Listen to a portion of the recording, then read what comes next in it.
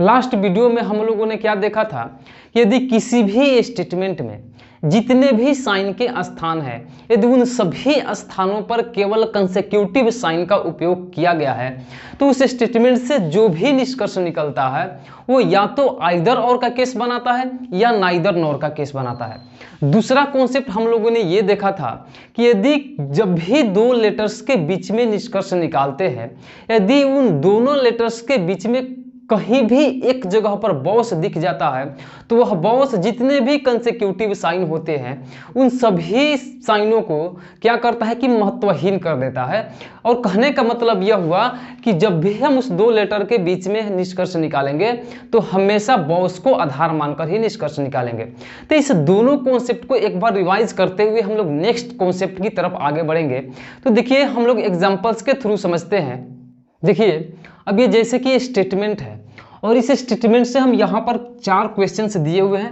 अब इन चारों क्वेश्चंस में आपको ये बताना है कि किस में आइदर और का केस बनता है और किस में आइदर और का केस नहीं बनता है, मतलब कि नाइदर नॉर का केस बनता है। तो आप चेक कर सकते हैं। एक यहाँ पर हम आपको आइडिया बता रहे हैं कि देखिए जब भी आप चेक करेंगे तो पहले पकड़िए कि निष्कर्ष किसके किसके बीच में निकालना है, यानी कि सी और जी के। तो सबसे पहले पकड़िए सी को और जी को। तो देखिए सी और जी के बीच में टोटल जो साइन है वो साइन कैसा है, तो आप देख रहे हैं कि टोटल साइन कंसेक्यूटिव साइन है। जैसे कंसेक्यूटिव साइन किसको बोलते थे, ये जो दोनों साइन है इस दोनों साइन को हम लोग क्या बोलते हैं, कंसेक्यूटिव साइन। और ये जो दोनों साइन है इसको हम लोग बोलते थे बॉस। ठीक है, तो यहाँ पर जितने भी साइन देख रहे हैं कंसेक्यूटिव साइन देख रहे हैं। और हम आपको लास्ट वीडियो में ये भी बताए थे कि यदि आइदर और का केस या नाइदर नॉर का केस जब भी निकलेगा वो हमेशा कंसेक्यूटिव साइन में ही निकलेगा। तो ये कंसेक्यूटिव साइन है तो यहाँ पर या तो आइदर और का केस बनेगा या तो नाइदर नॉर का केस बनेगा। देखिए सी लेस देन जी, जब सी लेस देन जी है जो क्या है, या देखिए दोनों चीज एक ही है। अगर C लेस देन जी बोले या G ग्रेटर देन C बोले दोनों बात सेम है, सिर्फ उलट पलट कर हम बोल रहे हैं, लेकिन कहने का मतलब एक ही है। और G बराबर C बोले या C बराबर G बोले दोनों बात एक ही है। तो यहाँ पर क्या मिला आपको, पहला निष्कर्ष भी 50% सही है, दूसरा निष्कर्ष भी 50% सही है। और जब दोनों सही है और दोनों के बीच लेटर सेम हो, इसमें भी CG है इसमें भी CG है, इसमें भी GC है इसमें भी CG है, यानी कि लेटर इधर उधर से कोई फर्क नहीं पड़ता है, सिर्फ लेटर सेम होना चाहिए तो आइदर और का केस बनेगा। इसके बाद दूसरा कंक्लूजन जो है वो क्या कहता है, एफ लेस देन बी। देखिए तो F less than B, B से एफ छोटा है, कभी भी छोटा नहीं होगा। अगर मिलाएंगे तो एफ बड़ा या बराबर होगा किसे से, बी से, लेकिन यहाँ तो बोल रहा है कि एफ लेस देन बी। आप एफ लेस देन बी बोले या बी ग्रेटर देन एफ बोले दोनों बात सेम है, लेकिन यह निष्कर्ष क्या है, यह निष्कर्ष 100% गलत है। अब गलत है तो 100% गलत हो या 2% गलत, ये तो हमेशा गलत ही होगा। दूसरा कहता है एफ बराबर बी या बी बराबर एफ, ये 50% सही है, लेकिन अगर कोई निष्कर्ष अकेले 50% सही होता है तो उसको हम सही नहीं मानेंगे, ये भी गलत हो जाएगा। तो यहाँ पर केस बनेगा नाइदर नॉर का, नाइदर 1 नॉर 2, यानी कि न ही निष्कर्ष 1 सही होगा और न ही निष्कर्ष 2 सही होगा। यानी कि जहां आइदर और का केस नहीं बना वहां नाइदर नॉर का केस बन जाएगा। देखिए तीसरा जो क्वेश्चन है यहाँ पर देखिए कहता है कि E ग्रेटर देन B या B लेस देन A, दोनों का कहने का मतलब एक ही है। आप बोलिए E ग्रेटर देन B या B लेस देन E, दोनों का मतलब सेम है। तो ये जो निष्कर्ष है देखिए तो सही हो रहा है कि गलत। E और B को पकड़िए तो देखिए यहाँ पर E है यहाँ पर B है और बोल रहा है कि E ग्रेटर देन B, तो मिलाइए E ग्रेटर देन B जो क्या है 50% सही है, 50% सही है। और ये C बराबर F या F बराबर C, और ये भी क्या है 50% सही है। लेकिन यहाँ पर आइदर और का केस बनेगा, ये मिलाइए तो बिल्कुल नहीं बनेगा, क्योंकि लेटर्स सेम नहीं है। यहाँ इसमें देखिए E और B है लेटर, इसमें C और F है लेटर, तो यहाँ पर आइदर और का केस नहीं बनेगा। तो तब दोनों निष्कर्ष को सही बोलेंगे नहीं, 50% निष्कर्ष सही नहीं होगा, इसलिए दोनों निष्कर्ष गलत हो गया। तो क्या बन गया, नाइदर नॉर का केस बन गया, यानी कि नहीं 1 सही हुआ नहीं 2 सही हुआ। अब आता है इसमें G ग्रेटर देन C, यानी कि G बड़ा है C से जो क्या है 50% सही है।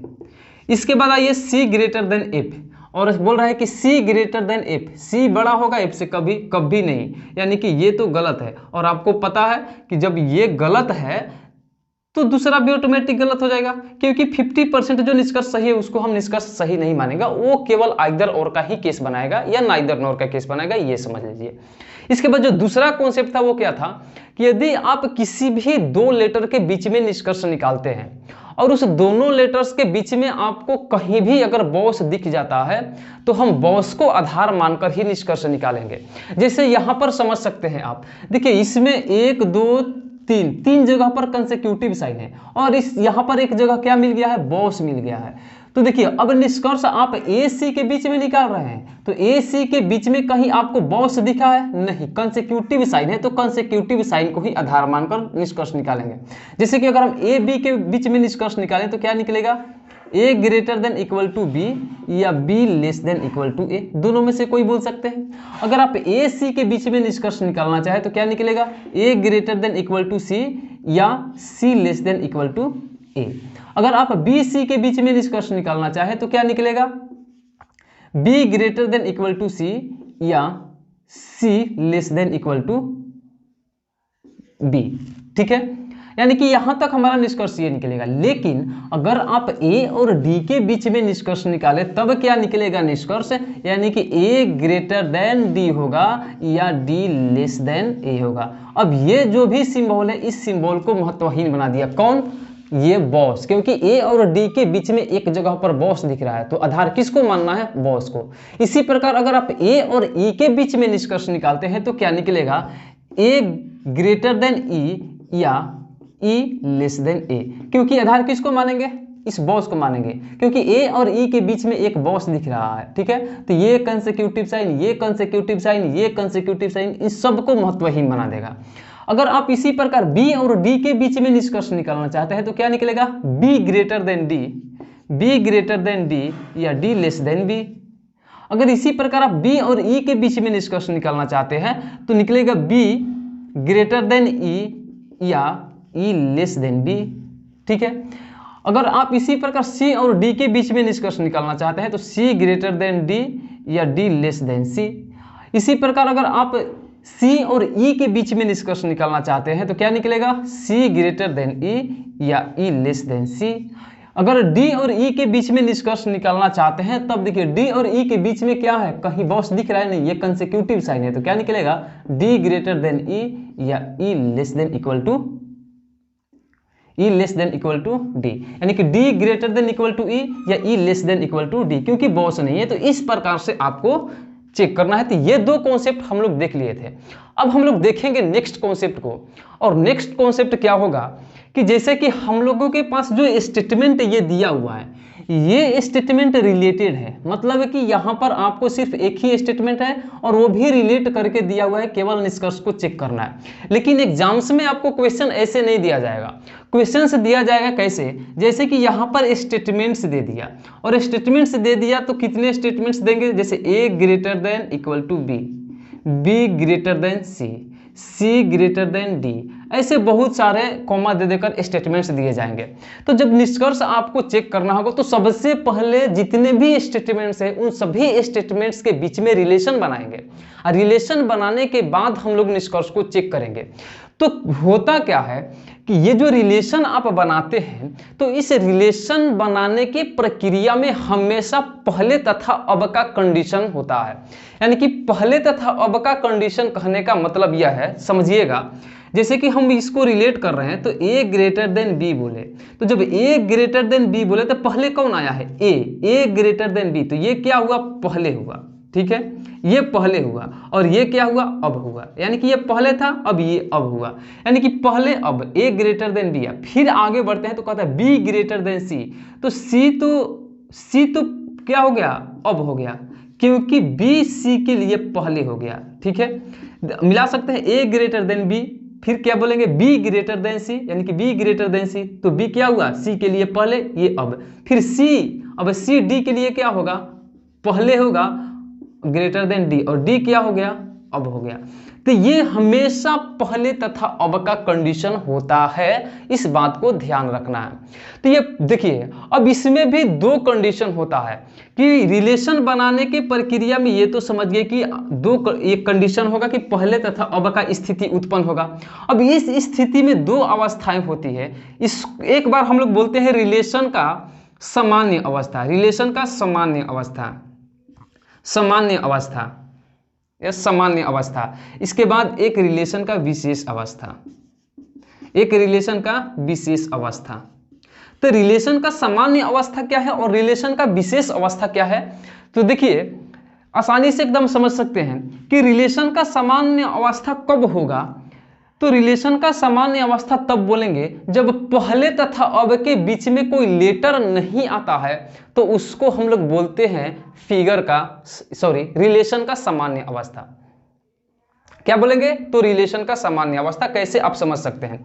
जैसे कि हम लोग इसी स्टेटमेंट को लेते हैं। अब इस स्टेटमेंट से हम लोग क्या करते हैं कि रिलेशन बनाते हैं। तो रिलेशन जो बनाइएगा क्या बनेगा? A greater than equal to B, B greater than, देखिए तो ये क्या था पहले, ये क्या था अब। तो पहले अब के बीच में कोई लेटर आया? नहीं आया। फिर बी ग्रेटर देन सी है, तो देखिए ये था पहले, अब ये, अब इसके बीच में कोई लेटर आया? नहीं आया। फिर C ग्रेटर देन D, तो C पहले था D के लिए और D अब हो गया, तो C और D के बीच में कोई लेटर आया? नहीं आया। तो पहले तथा अब के बीच में लेटर्स का नहीं आना क्या होता है?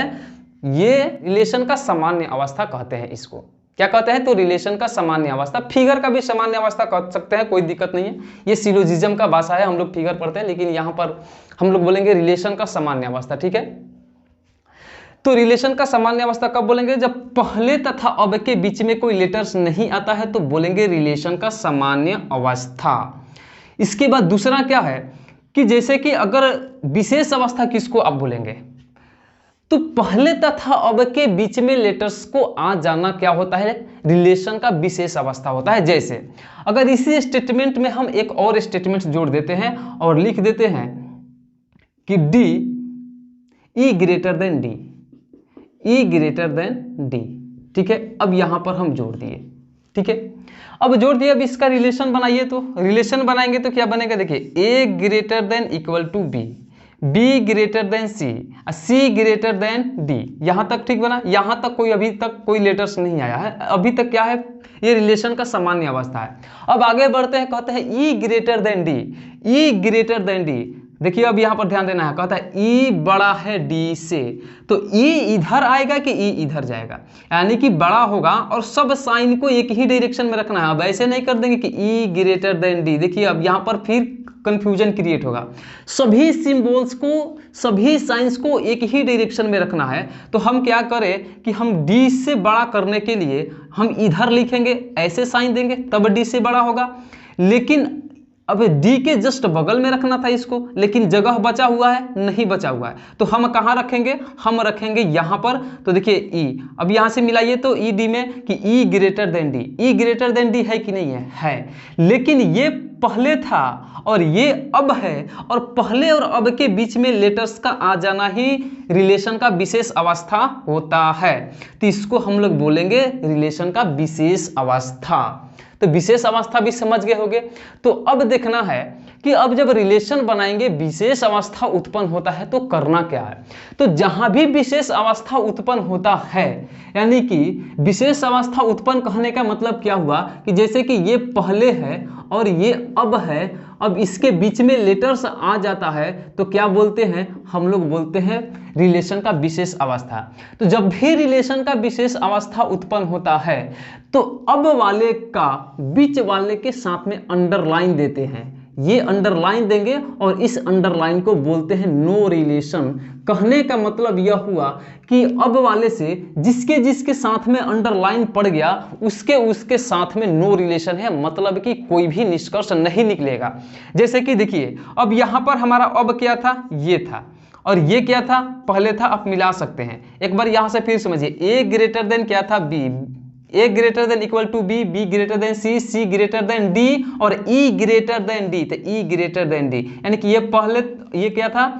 पहले हो गया ई के लिए, बोलता है कि ई ग्रेटर देन डी, डी पहले से इसमें मौजूद है और बुलाया कौन? डी ई, यानी कि ये था पहले और ये है बाद। अब बाद बोले या अब, तो क्या हुआ यहाँ पर कि ये हो गया पहले, ये हो गया अब, और पहले और अब के बीच में लेटर्स का आ जाना क्या होता है? रिलेशन का विशेष अवस्था, और रिलेशन का विशेष अवस्था हो जाता है तो बीच वाले लेटर्स के साथ अब वाले लेटर्स का नो रिलेशन यानी कि अंडरलाइन होता है। तो ई का ए के साथ में भी अंडरलाइन, ई का बी के साथ में भी अंडरलाइन और ई का सी के साथ में भी अंडरलाइन। अब अंडरलाइन का मतलब क्या हुआ? No relation.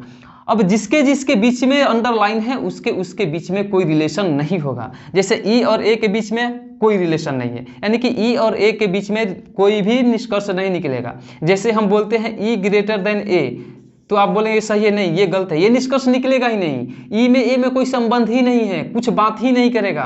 उसी प्रकार ई और बी में भी कोई संबंध नहीं है, ई और बी में भी किसी भी प्रकार का निष्कर्ष नहीं निकलेगा।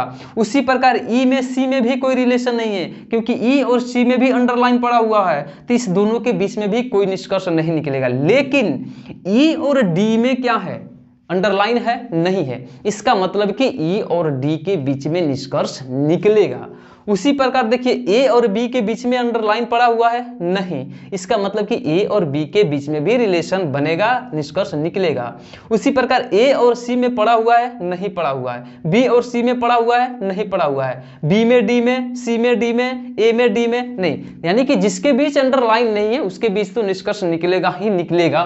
तो इस प्रकार से आपको कोई भी रिलेशन को बनाना है। तो ये कॉन्सेप्ट बहुत ही आसान है, सिर्फ आपको समझना है। एक एग्जाम्पल और लेते हैं हम लोग, यहाँ पर थोड़ा समझिएगा। जैसे कि यहाँ पर हम एक स्टेटमेंट दे रहे हैं, ठीक है, और स्टेटमेंट में क्या लिख दिए कि A greater than B, B greater than C, C greater than D, और लिख दिए यहाँ पर कि डी लेस देन ई, ठीक है, डी लेस देन ई। तो अब यहाँ पर क्या देख रहे हैं कि ये भी ग्रेटर देन है, ये भी ग्रेटर देन है, ये भी ग्रेटर देन है, और एक ये लेस देन मिल गया। तो जब भी रिलेशन बनाना है तो जितने भी साइन है उस साइन को एक ही फॉर्म में रख देना है। कहने का मतलब यह है कि या तो इस तीनों को लेस देन में बदल दीजिए या केवल इस एक को ग्रेटर देन में बदल दीजिए। तो आसान कौन है, एक को ग्रेटर देन में बदलना कि तीन को लेस देन में बदलना? तो एक को ग्रेटर देन में बदलना। तो हम इस चीज को ऐसे भी तो लिख सकते हैं कि ई ग्रेटर देन डी, बिल्कुल लिख सकते हैं। अब इसको नहीं लेंगे, यानी कि इसी चीज को हम यहां पर लिख दिए। अब रिलेशन बनाना है। अब बनाएंगे तो क्या होगा? A greater than B, B greater than C, C greater than D, ठीक है। अब कहिए ई ग्रेटर देन डी, यानी कि ई ग्रेटर देन डी, यानी कि ई ग्रेटर देन डी। अब इसके बीच में नो रिलेशन, इसके बीच में नो रिलेशन, फिर इसके बीच में नो रिलेशन। क्यों? क्योंकि ये था पहले, ये था अब। पहले और अब के बीच में लेटर्स का आ जाना रिलेशन का विशेष अवस्था, और जब विशेष अवस्था हो जाता है तो अब वाले का बीच वाले के साथ में अंडरलाइन देते हैं। और अंडरलाइन का मतलब क्या होता है? तो अंडरलाइन का मतलब होता है नो रिलेशन। तो ये फिगर बनाना है। अब निष्कर्ष निकालना आप सीख गए हैं। निष्कर्ष निकालेंगे तो क्या होगा? जैसे ई ग्रेटर देन ए, निष्कर्ष निकलेगा? नहीं निकलेगा। ई ग्रेटर देन डी, निष्कर्ष निकलेगा? बिल्कुल निकलेगा। जो क्या होगा? सही होगा। तो ई ग्रेटर देन डी अगर निष्कर्ष निकल सकता है, ई ग्रेटर देन डी निष्कर्ष निकला, तो हम इस निष्कर्ष को ऐसे भी तो बोल सकते हैं डी लेस देन ई, यानी कि दोनों निष्कर्ष निकलेगा। तो आपको ये चेक करना है सिर्फ फिगर बनाकर, क्योंकि आपके पास निष्कर्ष दिया जाएगा और इस स्टेटमेंट से जो रिलेशन बना है, इस रिलेशन से सिर्फ आपको निष्कर्ष को चेक करना है कि कौन सा निष्कर्ष सही है, कौन सा निष्कर्ष गलत है। तो अभी कॉन्सेप्ट खत्म नहीं हुआ है टेस्ट ऑफ इनइक्वालिटी का, अभी बहुत सारे चीज इसमें बाकी है, बहुत से सारे टाइप्स के क्वेश्चंस बाकी है। तो इस वीडियो में हम लोग यहीं तक रहने देते हैं। नेक्स्ट वीडियो में हम लोग नेक्स्ट कॉन्सेप्ट और कुछ इस प्रकार के क्वेश्चंस का भी डिस्कशन करेंगे। यदि वीडियो आपको पसंद आया है, कॉन्सेप्ट पसंद आया है, अच्छा लगा है, तो प्लीज वीडियो को एक लाइक जरूर कीजिएगा। तो मिलते हैं नेक्स्ट वीडियो में। आपके सपोर्ट ही मेरा कॉन्फिडेंस है, आपके सपोर्ट से मुझे एनर्जी मिलती है और हम अच्छा करने का प्रयास करते हैं। तो चलिए मिलते हैं नेक्स्ट वीडियो में, तब तक के लिए बाय।